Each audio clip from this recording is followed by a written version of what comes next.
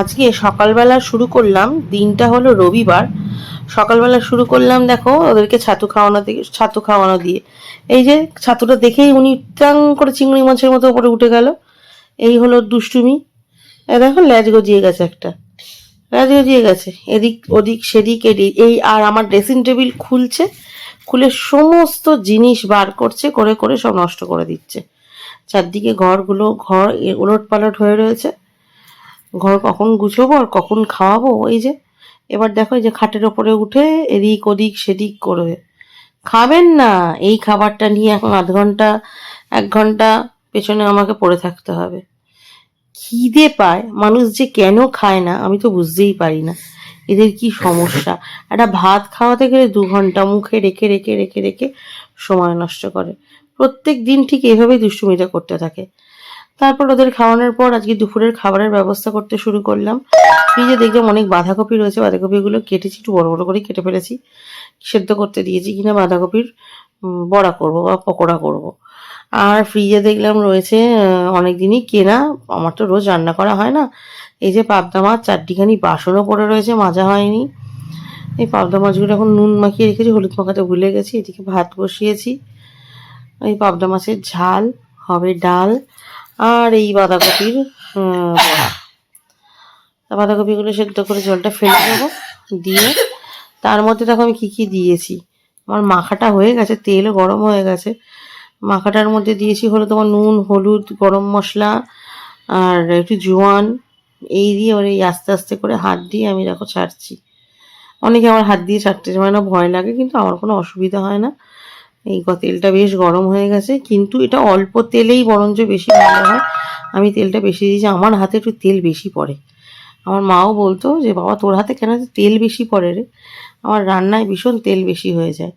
যাই হোক, তো এইভাবেই এই বাঁধাকপির পকোড়াগুলো আমি আস্তে আস্তে ভেজে নিচ্ছি।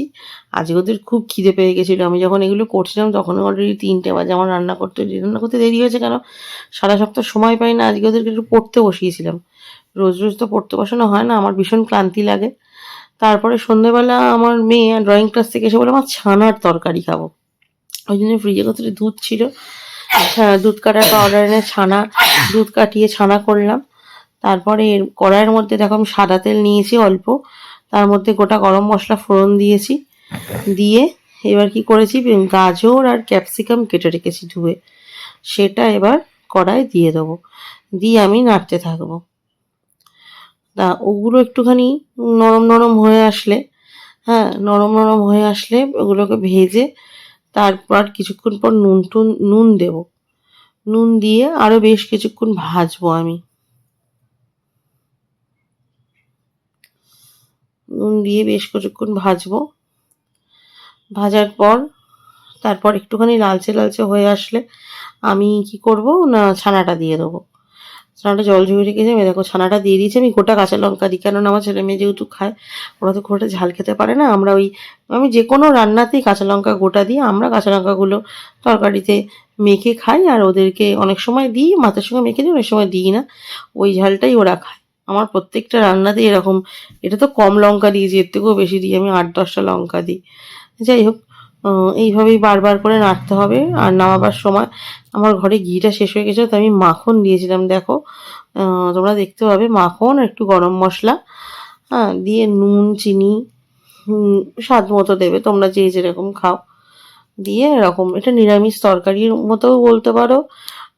এটা একটু ওই ছানা ভাজা টাইপের, ঘরে এক্সট্রা দুধ থাকলে যা হয় আর কি, দুধটা ফেললেও কেন, এইভাবেই আমি করে থাকি, এইভাবেই আমি খেয়ে নিই। আমি জিনিস খুব নষ্ট কম করি, যতটা পারি এদিক ওদিক করে যা করা যায় এই খেয়ে নিই। দেখো আমি তরকারিটা এরকম বারবার বারবার নাড়ছি, যত নাড়বে তত ছানাটা দেখবে মানে ঝুরঝুরে টাইপের হবে। এই ঝুরঝুরেটাই মানে খেতে বেশি ভালো লাগে, খেতে বেশি ভালো লাগে। বেশিক্ষণ লাগে না রান্নাটা করতে, খুব তাড়াতাড়ি চটজলদি হয়ে যায়, নিরামিষ একটা তরকারি। যাই হোক, রুটি দিয়ে আমরা এই ছানার ভাজাটা খেয়েছিলাম। আজকে সারাদিনটা এভাবেই কাটিয়েছি।